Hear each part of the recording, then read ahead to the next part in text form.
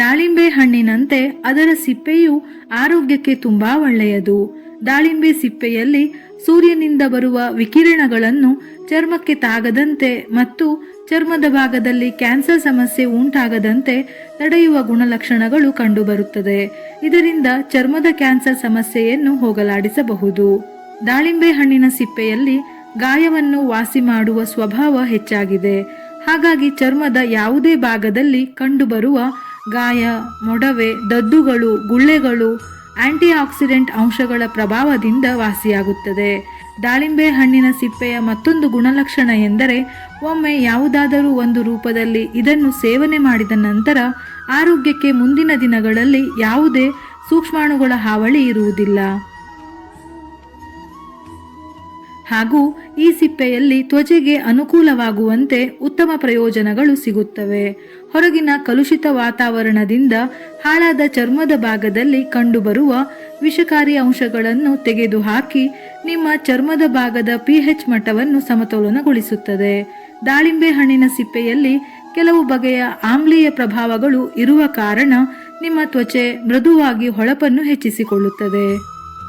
ದಾಳಿಂಬೆ ಹಣ್ಣನ್ನು ಉಪಯೋಗಿಸಿದ ನಂತರ ಸಿಪ್ಪೆಯನ್ನು ಬಿಸಿಲಿನಲ್ಲಿ 2 ರಿಂದ 3 ದಿನ ಚೆನ್ನಾಗಿ ಒಣಗಿಸಿ ಮತ್ತೆ ಸಿಪ್ಪೆಯನ್ನು ಬಿಸಿ ಮಾಡಿ ಆರಿದ ಮೇಲೆ ಮಿಕ್ಸಿಯಲ್ಲಿ ಹಾಕಿ ನುಣ್ಣಗೆ ಪುಡಿ ಮಾಡಿ ಗಾಳಿ ಆಡದಂತೆ ಒಂದು ಡಬ್ಬದಲ್ಲಿ ಇಟ್ಟರೆ ಯಾವಾಗ ಬೇಕಿದ್ದರೂ ಉಪಯೋಗಿಸಬಹುದು. ಬಿಸಿಲಿಗೆ ಹೋದರೆ ಟ್ಯಾನ್ ಆಗುವುದು ಸಹಜ. ಟ್ಯಾನ್ ಆದರೆ ಸೌಂದರ್ಯ ಕಡಿಮೆಯಾಗುವುದು ನಿಜ. ದಾಳಿಂಬೆ ಸಿಪ್ಪೆಯನ್ನು ಸನ್ಸ್ಕ್ರೀನ್ನಂತೆ ಬಳಸಬಹುದು. ಈ ಸಿಪ್ಪೆಯ ಪುಡಿಯನ್ನು ಕೊಬ್ಬರಿ ಎಣ್ಣೆಯಲ್ಲಿ ಬೆರೆಸಿ ಮುಖಕ್ಕೆ ಹಚ್ಚಬೇಕು. ಇದರಿಂದ ಟ್ಯಾನ್ ಕಡಿಮೆ ಆಗುತ್ತದೆ. ಇತ್ತೀಚೆಗೆ ಬಹಳಷ್ಟು ಹೆಣ್ಣು ಮಕ್ಕಳು ಅನಿಯಮಿತ ಋತುಚಕ್ರ ಸಮಸ್ಯೆ ಎದುರಿಸುತ್ತಿದ್ದಾರೆ.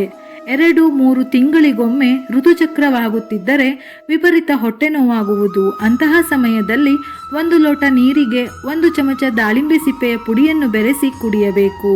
ದಿನಕ್ಕೆ 2 ಬಾರಿ ಈ ಸಮಯದಲ್ಲಿ ತಪ್ಪದೇ ಕುಡಿದರೆ ಹೊಟ್ಟೆ ನೋವು ಕಡಿಮೆಯಾಗುವ ಜೊತೆಗೆ ಹೆಚ್ಚು ರಕ್ತಸ್ರಾವ ಆಗುತ್ತಿದ್ದರೂ ನಿಯಂತ್ರಣಕ್ಕೆ ಬರುತ್ತದೆ. ಮುಖದಲ್ಲಿ ಸುಕ್ಕು, ನೆರಿಗೆಗಳು ಆಗುತ್ತಿದ್ದರೆ ರೋಸ್ ವಾಟರ್ಗೆ ದಾಳಿಂಬೆ ಸಿಪ್ಪೆಯ ಪುಡಿಯನ್ನು ಬೆರೆಸಿ ಮುಖಕ್ಕೆ ಹಚ್ಚಿ ಒಣಗಿದ ಬಳಿಕ ತಣ್ಣೀರಿನಿಂದ ಮುಖವನ್ನು ತೊಳೆಯಿರಿ. ಅಥವಾ ಈ ಸಿಪ್ಪೆಯ ಪುಡಿಗೆ ಸ್ವಲ್ಪ ಅರಿಶಿನ, ಹಾಲು ಸೇರಿಸಿ ಪೇಸ್ಟ್ ತಯಾರಿಸಿ ಮುಖಕ್ಕೆ ಹಚ್ಚುವುದರಿಂದ ಸುಕ್ಕು ಕಡಿಮೆ ಆಗುತ್ತದೆ. ತುಂಬಾ ಮೊಡವೆಗಳು ಆಗುತ್ತಿದ್ದರೆ ಮುಖಕ್ಕೆ ಪ್ರತಿನಿತ್ಯ ಅಥವಾ ವಾರದಲ್ಲಿ 1-2 ಬಾರಿ ಈ ಪೇಸ್ಟ್ ಹಚ್ಚುವುದರಿಂದ ಮೊಡವೆಯ ಜೊತೆ ಮೊಡವೆ ಕಲೆಗಳು ಕೂಡ ಕಡಿಮೆ ಆಗುವುದು. ದಾಳಿಂಬೆ ಸಿಪ್ಪೆಯ ಪುಡಿಯನ್ನು ತೆಂಗಿನ ಎಣ್ಣೆ ಅಥವಾ ನೀವು ಕೂದಲಿಗೆ ಬಳಸುವ ಎಣ್ಣೆಯ ಜೊತೆ ಸೇರಿಸಿ ತಲೆಯ ಬುಡಕ್ಕೆ ಹಚ್ಚಿ 2 ಗಂಟೆ ಬಿಟ್ಟು ಕೂದಲನ್ನು ತೊಳೆಯಬೇಕು ಅಥವಾ ಸ್ನಾನ ಮಾಡಬೇಕು.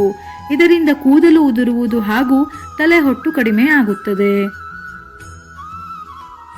1 ಲೋಟ ನೀರಿಗೆ 1 ಚಮಚ ದಾಳಿಂಬೆ ಸಿಪ್ಪೆಯ ಪುಡಿಯನ್ನು ಸೇರಿಸಿ ಕುಡಿದರೆ ತಕ್ಷಣ ಬೇದಿ ನಿಲ್ಲುತ್ತದೆ. 1 ವರ್ಷ ಮೇಲ್ಪಟ್ಟ ಮಕ್ಕಳಿಗೆ ಇದು ಅತ್ಯುತ್ತಮವಾದ ಮನೆಮದ್ದು. ಆದರೆ ಅರ್ಧ ಚಮಚ ದಾಳಿಂಬೆ ಪುಡಿಯನ್ನು ಮಾತ್ರ ಬಳಸಬೇಕು. ಈ ಸಿಪ್ಪೆಯನ್ನು ಚೆನ್ನಾಗಿ ಕುದಿಸಿ ಅದಕ್ಕೆ ಶುಂಠಿಯ ರಸವನ್ನು ಹಾಕಿ ಕುಡಿದರೆ ಗಂಟಲು ನೋವು ಕಡಿಮೆ ಮಾಡಲು ಸಹಾಯ ಮಾಡುತ್ತದೆ. ದಾಳಿಂಬೆ ಸಿಪ್ಪೆಯ ಕಷಾಯ ಅಂದರೆ ಸ್ವಲ್ಪ ನೀರಿಗೆ ಕೊತ್ತಂಬರಿ ಬೀಜ, ಜೀರಿಗೆ, ಒಣಗಿರುವ ದಾಳಿಂಬೆ ಸಿಪ್ಪೆ ಅಥವಾ ಸಿಪ್ಪೆಯ ಪುಡಿಯನ್ನು ಸೇರಿಸಿ ಚೆನ್ನಾಗಿ ಕುದಿಸಿ ಕುಡಿದರೆ ಕೆಮ್ಮು ಬಹುಬೇಗ ಕಡಿಮೆ ಆಗುತ್ತದೆ. ಈ ಸಿಪ್ಪೆಯ ಪುಡಿಯನ್ನು ಬೆಚ್ಚಗಿನ ನೀರಿಗೆ ಸೇರಿಸಿ ಸ್ವಲ್ಪ ಹೊತ್ತು ಬಿಟ್ಟು ಪ್ರತಿನಿತ್ಯ 3 ಬಾರಿ ಕುಡಿದರೆ ಅಜೀರ್ಣ ಸಮಸ್ಯೆಗೆ ಪರಿಹಾರ ಸಿಗುತ್ತದೆ. ಸ್ವಲ್ಪ ದಾಳಿಂಬೆ ಸಿಪ್ಪೆಯ ಪುಡಿಯನ್ನು ಜೇನುತುಪ್ಪದ ಜೊತೆ ದಿನಕ್ಕೆ ಒಮ್ಮೆ ಸೇವಿಸಿದರೆ ಬಾಯಿಯ ದುರ್ವಾಸನೆ ಕಡಿಮೆ ಆಗುತ್ತದೆ.